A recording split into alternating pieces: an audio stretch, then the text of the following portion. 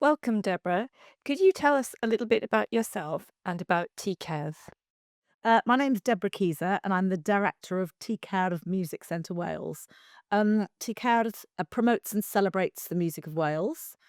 Central to the work that we're doing is artist development, so working with composers and music creators to support and develop their compositional practices and support their careers. And we also deliver um, funding for community groups and organisations across Wales, small pots of funding that will do create new music and work with young people and put on concerts. And we have a record label, a recording studio, a publishing imprint. Could you tell me a bit about what you feel are the barriers which people face, which makes it difficult for them to participate or to participate fully within the classical music industry? I mean, they're multiple and they're intersectional, of course. Um, the classical music industry in particular has had an issue with class, particularly now that there is less free music education. Certainly, I came through a system where it was free at point of use in my schools, and that's very different now. But that means that the barriers are often steeped in socioeconomic barriers, as well as other really clear barriers like being disabled. There are many fewer disabled people working in orchestras, and I think that gender remains a barrier. There's a lot of work that's been done in that area, obviously, but there are certain parts of classical music that I say are still dominated by men, um, and some of that is, I guess, about precedent and the way that the sector works, which it might be harder for people with caring responsibilities. Often the mother is the primary carer, and often women have caring responsibilities. So another one that I really should mention is, I guess, cultural. Um, so there might be a barrier to classical music for lots of people. How do you feel that we can work around these barriers to make the classical music industry more inclusive? I think that's a really complex question, or the answer is complex. Um, I mean, a very obvious thing as a headline is paying people for opportunities, ensuring that people are not just able to do things if they are privileged enough to be able to afford to be there. So that's a really key one. Um, But some of those barriers I was referring to earlier that might be socioeconomic, they might be cultural, they might be educational. There may sometimes be need for some positive action in those areas. Um, I've got a few examples actually. We advertise pathways to composers, and we were finding that for certain sorts of pathways, we were getting many fewer, for example, women or much less diverse cohorts. And in our conversations with artists, we were finding that people who were neurodivergent or autistic were really feeling that some of our opportunities were not for them. They didn't feel that that was going to be a place that they could feel safe and be able to work. So we put together a pathway, which was called penguin pebbling, which is a term used in the neurodivergent community for sharing of gifts together. And it was ring fenced for people who identified as neurodivergent. And that taught us an awful lot about the needs of neurodivergent and autistic people and creating a safe space for those people. And those artists were amazing and were brilliant and felt able to participate fully in that pathway. We have actually found that since that pathway, partly because we'd opened the door to them and these artists have become involved with us, they've been applying for other stuff that we do. So hopefully that has helped bring down some barriers. But also, I think for us, it's helped us understand how we can make our standard pathways, our non positive action pathways, more inclusive and accessible. Thinking about education. So what we try and do is not talk too much about genre because artists are coming from lots of different perspectives and artistic experiences, very rarely describing themselves in particular genre terms. But we have found that if there is a notating or more classical pathway, that there are people who are definitely blocked from that if they've not had um, conservatoire or university or post-school composition experience. So we did a pathway called Pathway to the Orchestra, and it was very much for people who've not had that opportunity to study, who have amazing careers and practices as artists, but they have got that barrier to that more classical space, which is the orchestra. So that was a sort of a training program. I think we can also be less opaque about what we're doing. We can be really clear. We can have conversations with our constituencies and help those people be part of devising and identifying what the work we're doing is. So, sort of a less top down approach and a more um, enabling from within approach. Thank you, Deborah. That's really, really interesting. And if we pick up a bit now on application processes, how do you feel we can make application processes for opportunities within the music industry more inclusive and more accessible? That's been one of the biggest questions we've been asking ourselves over the last few years. We've done a lot of work on this, and we're not there yet, but we're moving forward. And there are some sort of key principles, um, and the first one, I guess, is make them free to enter. Never ask people to pay because it's an immediate barrier. Um, and then if you're offering an opportunity that's going to involve people spending time, pay them for that time, offer reimbursement for that time and for their expenses. Offer accessible formats. Um, we know that there are lots of people who find writing and prose and having to answer questions in text very, very difficult. Um, so we encourage people to apply by video or audio if they would like to. So yes, offering as accessible formats as we can and making the application process simpler for people who don't do it for a living and find some of this stuff difficult. It's a massive barrier. So don't ask people to to change the world in their application form. Really, just help them help themselves, help them tell you the stuff that they want to tell you. Um, and that includes not adding unnecessary barriers like certain qualification levels.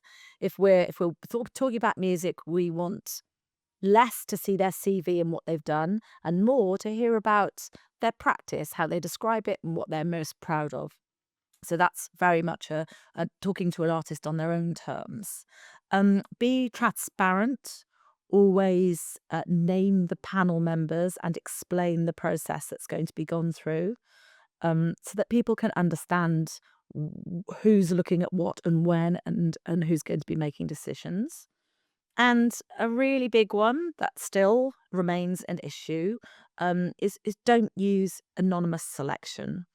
That has just continued to um, firm up barriers, if you like. And I know that there are still lots of processes that use anonymous selection.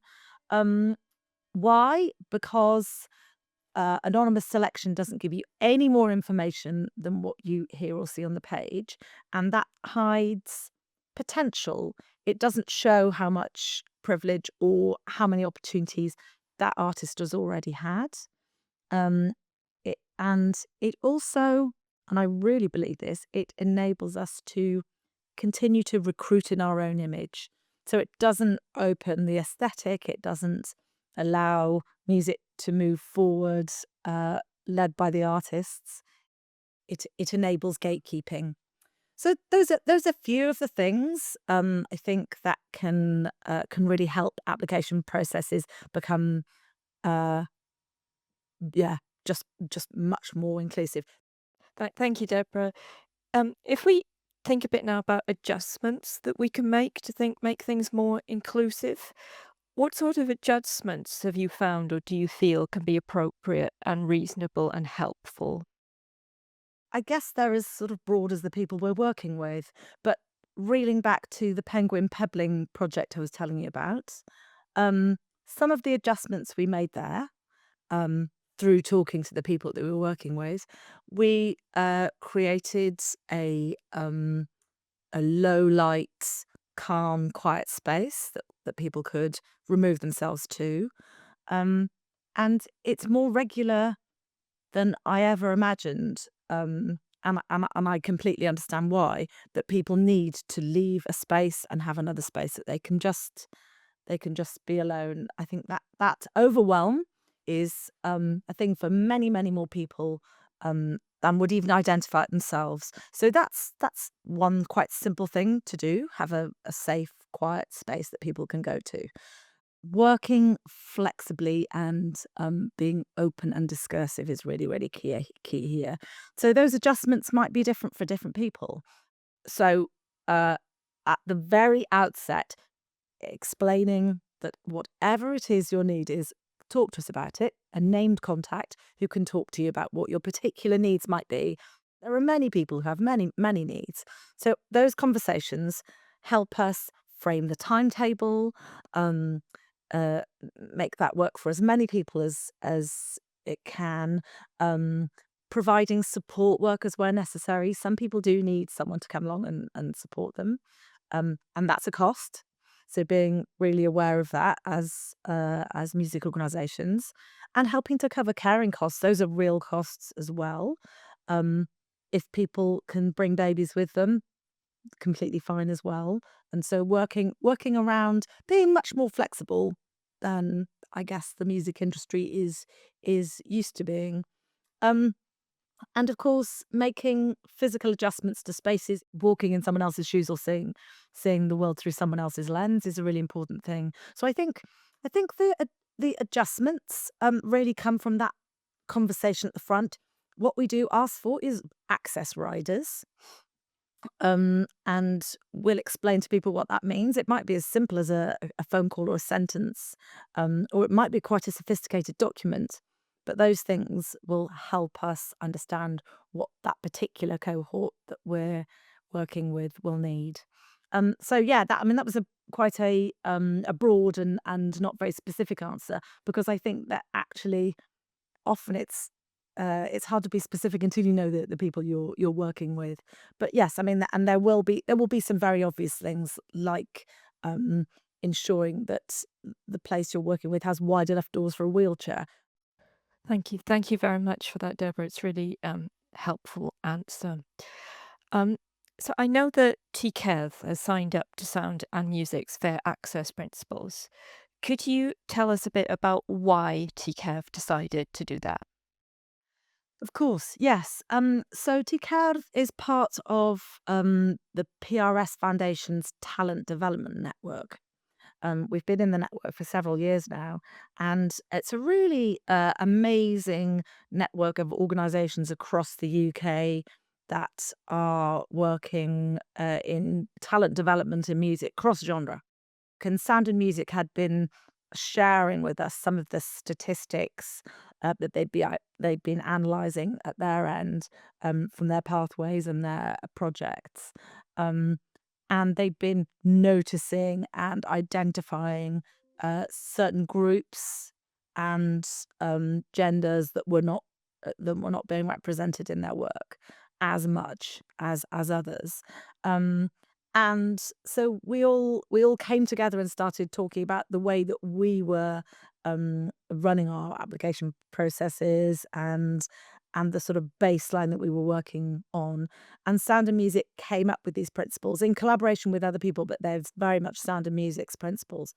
And some of those things I was talking about in relation to applications are very much identified in those principles. And it came at a time when we were really developing our artist development work, trying to become more inclusive, trying to engage with artists who maybe hadn't had so many opportunities, who we'd not worked with before. So this really fitted squarely into that piece of work. And could you tell us just a bit about what the impact of signing up to this has been for TCAF? Absolutely. I mean, the impact's been significant. The principles have been a really, really important part of um, us moving forward that artist development, and we had worked together as a team and a board to think about our values and our principles and where we want to go. And these really align with those. They sort of overlay what we're already trying to do and are a very practical toolkit for making that work more inclusive and for enabling us to work with a broader range of artists. We have this slogan, if you're making music in Wales, it's Welsh music, which has been actually really potent, really effective, to communicate to people that really the doors are open. And so these two things aligned, the principles and that slogan really helped us move forward. The Another and really important part of the work on the principles has been that sharing with the cohort of organizations that is signed up. So they have been more than the sum of their parts, really. They've brought together a whole movement, if you like. And we're even talking about how the principles can influence us as influencers, um, can help us advocate for more inclusive practices. Thank you very, very much, Deborah, for sharing all of your experiences with promoting inclusive practice at TCAF this morning. Not at all. It's been a pleasure. Thank you for asking me. If you enjoyed this clip, feel free to follow the links on screen for more interesting articles and free courses from the Open University.